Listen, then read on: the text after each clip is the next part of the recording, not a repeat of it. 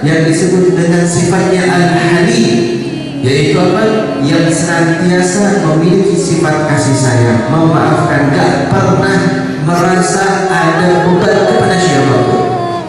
Bahkan seperti halnya Wahsy yang membunuh pamannya Nabi Sallallahu Alaihi Wasallam, ya, bukan berarti Nabi Muhammad saat tidak mau memandang wajahnya karena benci, melainkan karena takut timbul rasa kerinduan kepada pamannya.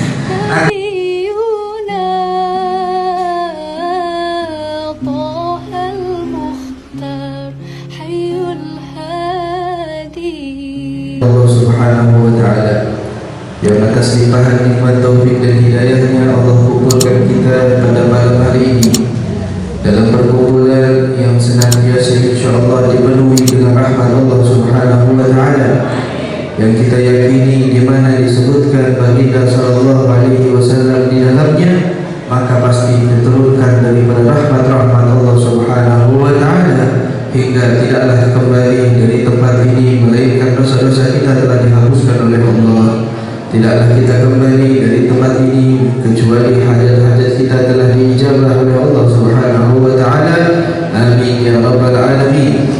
Hadirin hadirat dirahmati oleh Allah Subhanahu wa Ta'ala, yang sama-sama kita hormati dan muliakan Habib Hamid bin Ja'far Al-Ghazali, Habib Muhammad, dan juga para habaib yang lainnya yang saya tidak sebutkan satu persatu, dan juga para asatidz, para guru-guru yang senantiasa istiqamah di tempat yang mulia ini. Semoga Allah panjangkan usia mereka semua dalam keadaan sehat walafiat, dalam keadaan takwa kepada Allah Subhanahu wa Ta'ala. Amin ya rabbal alamin.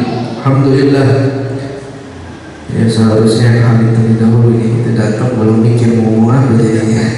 Ya, tapi alhamdulillah insyaallah ya ada keberkahan dan kemuliaan. Yang pertama-tama kita ucapkan minal aidin wal faizin, kullu amin wa antum bikhair. Walaupun Syawalnya sudah berlalu, tapi insyaallah kita bisa saling memaafkan satu sama lain. Kita bisa saling melapangkan dada kita. Ya, karena salah satu sahabat Nabi sallallahu alaihi wasallam yang disyarahkan oleh Nabi Muhammad sallallahu alaihi wasallam sebagai orang yang masuk dalam surganya Allah. Bahkan disaksikan oleh Nabi bahwa si fulan ini akan masuk ke dalam surganya Allah, yang disebut dengan Abi Thalib. Saat itu Nabi sallallahu alaihi wasallam berkata, akan masuk dari pintu masjid ini penghuni surga. Ya, maka masuklah daripada Abi Thalib tersebut. Setelah itu keesokan harinya Nabi berkata yang sama, yang akan masuk daripada pintu tersebut penghuni surga. Masuklah kembali Abi Thalib. Dan sampai ketiga kalinya begitu juga. Ya, maka sahabat Nabi sallallahu alaihi wasallam, yaitu Sayyidina Abdurrahman bin Auf, merasa heran, punya amal apa ini orang sampai Nabi menyebut dia sebagai penghuni surga. Dicari tahu, sampai nginep di rumahnya 3 hari. Dilihat puasa siangnya enggak, bangun malam yang begitu panjang juga enggak, bacaan zikir Quran wirid yang terlalu banyak yang membuat istimewa enggak ada juga, biasa aja. Amalannya standar. Ya, amalan standar para sahabat, bukan standarnya kita. Ya, kalau standar kita mah repot urusannya. Ya, standarnya para sahabat maksudnya ada qiyamul lailnya, ada bangun malamnya, ada tahajud, ada Quran dan lain sebagainya. Tapi biasa bagi mereka. Maka akhirnya di hari ketiga pun Sayyidina Abdurrahman bin Auf mulai gak kuat dah. Tanya aja dah langsung sama orangnya. Ditanya oleh Sayyidina Abdurrahman bin Auf, ya Abi Thalib, kamu punya amal apa sih? Nabi menyebutkan bahwa engkau adalah penghuni surga. Apa amalan yang paling kau harapkan? Maka dia pun berkata, saya tak punya amal yang paling saya harapkan kecuali satu. Apa? Tidaklah saya tidur di malam hari kecuali semua orang yang berbuat salah kepadaku, sengaja, nggak sengaja, tahu, nggak tahu, sudah saya maafkan. Dimaafin semuanya. Subhanallah, gara-gara memaafkan orang dengan lapang dada tanpa ada dendam sedikit pun, maka itulah sifat yang begitu indah, sifat yang memang terpancar dari sifatnya Nabi Muhammad. Ya, mana Nabi SAW disebut sebagai wa ma arsalnaka illa rahmatan lil alamin, sebagai rahmat untuk alam semesta. Dan juga Nabi SAW yang disebut dengan sifatnya Al-Halim, yaitu apa? Yang senantiasa memiliki sifat kasih sayang, memaafkan, gak pernah merasa ada beban kepada siapapun. Bahkan seperti halnya Wahsy yang membunuh pamannya Nabi SAW, ya, bukan berarti Nabi Muhammad saat tidak mau memandang wajahnya karena benci, melainkan karena takut timbul rasa kerinduan kepada pamannya, takut nanti akhirnya ada timbul rasa ketidaksukaan kepada dia, maka Nabi lebih memilih untuk berpaling dan tidak memandangnya. Tapi Nabi SAW memaafkan, ya, Nabi SAW memaafkan. Seperti halnya Sayyidina Ali Zainal Abidin, ya, Ibn Husain bin Ali bin Abi Thalib, ya, pernah suatu saat dia punya seorang budak, nggak sengaja budaknya ini bawa sesuatu yang panas, ya, kesiram ke anaknya. Bayangin aja coba, ya, punya anak kesiram, nah, mana orang tuanya? Saat itu mau marah, budaknya pun takut, ya. Maka di situ budaknya adalah budak yang memang dididik dengan ajaran yang begitu indah, ya. Lalu berkata, wah, kalau bimbingan orang-orang yang menjaga amarahnya. Maka saat disebutkan ayat tersebut, beliau pun langsung menahan amarahnya, ya. Wal afina 'anil nas, dilanjutin lagi sama budaknya, banyak ayatnya, dibacakan ayat tadi wal afina 'anil nas, saya sudah maafin kamu sudah, ya. Inna Allah yuhibbul muhsinin. Maka kata Sayyidina Ali bin Abi Thalib, udah kamu bebas wajiblah, kamu sudah tidak menjadi budak lagi, ya, kamu bebaskan untuk Allah Subhanahu wa taala. Subhanallah, ya, karena bisa menjaga amarah dan tidak mau ada rasa dendam oleh siapapun dan kepada siapapun. Dan itulah ajaran yang terus turun-temurun sampai kepada ulama-ulama kita, sampai kepada para dai-dai kita, yang mana seperti kita ketahui Nabi Muhammad bin Abdullah Haddad, guru daripada Habib Umar pun sama, nggak lama keluar dari masjid setelah khutbah Jumat, dia keluar dari masjid mau pulang, tahu-tahu ketemu orang caci maki dia. Baru keluar dari masjid caci maki dia, kata-katai dengan perkataan yang menyakitkan, timbul rasa marah, tapi ditekan sama dia, ditahan, ya, ditahan sama dia. Setelah ditahan sampai ke rumah, dia wudu, dia sholat 2 rakaat, dia sholat taubat. Ya, ditanya kenapa kok malah sholat taubat? Iya, dia pun beristighfar, bertobat kepada Allah. Kenapa saya tidak memaafkan orang tersebut semenjak awal?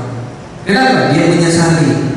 Saat perjalanan pulang sampai rumah baru dia merasa lega, saya sudah maafin dia, saya sudah maafin dia. Tapi selama perjalanan dari masjid sampai rumah, saya masih ada rasa dendam, saya taubat untuk masalah itu, katanya. Bukan yang ngatain yang tobat, tapi yang dikatain malah yang tobat, ya. Dan kita masih dalam suasana, ya, rasa lebaran, apalagi sebentar lagi masuk Idul Adha, yang mana insya Allah di sini semuanya bisa saling memaafkan satu sama lain, karena kunci untuk mendapatkan daripada diterimanya amal ibadah kita. Apalagi bulan suci Ramadan, amal ibadah kita jalani begitu banyak. Kita banyak sholat tarawih, kita banyak sholat witir, kita banyak baca Al-Quran. Kita kepengen amal kita ini benar-benar diterima. Karena itu setelah Ramadan masuk bulan Syawal, kita saling memaafkan satu sama lain, saling membantu, saling menghubungkan antara silah antara keluarga kita dengan keluarga yang lainnya, ya, saling menghubungkan silaturahmi kita. Nggak ada lagi potong tali silaturahim, ya, nggak ada lagi marahan sama orang-orang terdekat, apalagi sama orang tuanya, ya. Ayo, yang masih belum bayar sama orang tuanya, kapan lagi mau bayar sama orang tuanya? Kita maafin orang tua kita, walaupun orang tua kita salah, wajib kita maafkan, wajib kita sambung silaturahmi kita, ya, wajib, ya. Disebutkan oleh Nabi SAW, menyambung silaturahmi itu bukan adalah membalas kebaikan yang orang berikan kepada kita. Kalau membalas kebaikan itu hanya menjaga silaturahim namanya. Keluarga kita baik sama kita balas kebaikan. Keluarga kita mampir ke rumah kita balas mampir ke rumahnya. Ini namanya menjaga silaturahim. Tapi menyambung silaturahim adalah saat keluarga kita ada yang memotong hubungan dengan kita sambung. Kita datangi, ya, kita bawa makanan ke rumahnya, kita bawakan hadiah untuk anak-anaknya dan lain sebagainya. Ini namanya menyambung silaturahim. yang mana mendapatkan tempat yang indah di sisi Allah Subhanahu wa taala. Akan tetapi sebaliknya, yang memutus silaturahim itu akan mendapatkan laknat dari Allah Subhanahu wa taala. Nauzubillah min dzalik. Kita enggak mau masuk dalam golongan orang yang terlaknat yang enggak dapat rahmatnya Allah Subhanahu wa taala. Karena orang yang memotong silaturahim adalah orang yang diharamkan dari rahmatnya Allah. Diharamkan rahmat Allah walaupun dia hadir majlis, walaupun dia ada di depan Ka'bah sekalipun, tapi kalau memotong silaturahim enggak ada gunanya. Enggak ada gunanya. Ya, jadi harus bisa memaafkan, melapangkan dada kita. Ya, jangan ada rasa benci, rasa ketidaksukaan kepada siapapun. Dan insya Allah dengan terlewatnya bulan Syawal dan selesainya dari bulan suci Ramadan, kita bisa menenangkan diri kita dan memaafkan orang bukan hanya saat lebaran aja. Ya, masa iya maaf-maafan pas lebaran doang, dan terus setelahnya kita nggak maaf-maafan ya. Kita memaafkan orang seterusnya sampai seumur hidup kita. Harus bisa saling memaafkan satu sama lain, ya, bisa memberikan kebaikan kepada siapapun yang kita kenal ataupun yang kita tidak kenal. Ya, jangan cuma kita baik sama orang yang kita kenal. Jangan kita cuma baik sama orang yang berbuat baik sama kita, tapi kita bisa berbuat baik kepada siapapun. Ya, inilah hubungan dan juga ketentuan dalam menjaga ajaran agama Islam yang dibawa oleh Nabi Shallallahu Alaihi Wasallam. Karena kita sebagai umat Islam adalah orang yang menjadi gambaran akan Islam. Ya, al-Muslim man saliman nas an lisanih wa yadihi. Kita ini seorang Muslim. Kalau ditanya kita orang Muslim, pasti kita jawab gitu. Bahkan kita nggak mau dibilang Islam KTP atau sudah show. Kita hadir majelis, kita pakaian Islam, tapi kira-kira Islamnya kita, pergerakannya kita, postur tubuh akhlaknya kita itu mencontohkan, mencerminkan Islam atau belum? Karena Islam itu tercerminkan ya dengan diri kita. Islam itu udah indah, tapi Islam itu akan menjadi tidak terlihat atau terlihat tidak indah kalau yang dicermin ini adalah yang tidak bisa menunjukkan Islam yang sesungguhnya. Nah, kita menjadi seorang Muslim itu paling tidaknya kata Nabi SAW, man saliman nas an lisanihi wa yadihi. Ya, yang bisa orang itu merasa aman dari lisan kita. Ya, kita kalau duduk sama dia pulang, iya, keburukan kita nggak diceritain ke orang lain, dia tutup, dia nggak ngomongin. Walaupun kita punya keburukan, duduk sama orang lain, pas pulangnya kita itu nggak diceritain, ditutup sama dia. Nah, ini orang Islam beneran begini. Tapi enggak, lagi duduk ngobrol, masya Allah baik, ya asyik. Selesai ngobrol sampai rumah, semua kejelekannya dioper orang lain. Nah, ini nggak bisa dijaga mulutnya. Ya, orang nggak terselamatkan dari lisannya. Ya, yang aib-aib itu malah diumbar kemana-mana. Ataupun yang tidak bisa menjaga tangannya. Jaga tangannya ya, kalau dulu mungkin memukul atau mengambil haknya. Kalau sekarang sama aja nih, tulisan tangan juga sama aja kayak tulisan mulut. Ya, mulut berucap, kadang mulutnya diam, tangannya masya Allah kemana-mana. Ya, ceritain keburukan ini, keburukan ini. Ini nggak menjadi orang Muslim. Nggak menjadi orang Muslim. Kenapa? Karena kita nggak merasa aman. Duduk sama dia kita nggak merasa aman, nggak merasa nyaman. Takut apa? Takut aib kita disebar, takut kekurangan kita diubah dan lain sebagainya. Ini nggak mencontohkan seorang Muslim yang sejati. Karena seorang Muslim yang sejati adalah yang seperti itu. Sampai disebutkan Nabi SAW juga sebagian daripada tanda seorang Muslim yang sejati tarkuhu ma la ya'ni. Ya, min husnul Islamil mar'i tarkuhu ma la ya'ni. Orang yang Islamnya sejati ini, yang bisa nyaman orang duduk sama dia, itu orang yang meninggalkan segala hal yang gak ada gunanya. Ya, ini yang suka santai-santai, pengangguran gak jelas. Ya, seharusnya lebih banyak kegiatan yang dilakukan, baik dalam berdakwah, baik dalam kegiatan menghidupkan keluarga dan lain sebagainya. Oh, saya nggak ada kerjaan, ya saya udah ada kontrakan, alhamdulillah, duit tiap bulan masuk. Terus nganggur nih, jangan. Jadikan kegiatan-kegiatanmu itu adalah sebuah nilai ibadah kepada Allah Subhanahu wa Ta'ala. Jangan mentang-mentang suami udah tinggal duduk ngopi aja kan? Yaitu punya anak, urusin anaknya. ya deketin anaknya, akrabin hubungannya dengan anaknya, akrabin hubungannya dengan istrinya, akrabin hubungannya dengan orang tuanya, begitu. Ya, jangan mentang-mentang udah punya segalanya, santai dulu begitu aja. Nah, ini yang menghambur-hamburkan daripada waktunya, ataupun melakukan sesuatu yang ada gunanya. Nontonlah, ya nonton sesuatu yang panjang yang ada manfaatnya, atau duduk tongkrongannya itu ya udah main mulu kerjaannya. Yang kecil mainnya, yang tua main catur, kadang-kadang begitu. Kagak kelar-kelar sampai sejam 2 jam. Ada lagi yang mancing sampai berjam-jam. Ya, ini lagi waktu habis.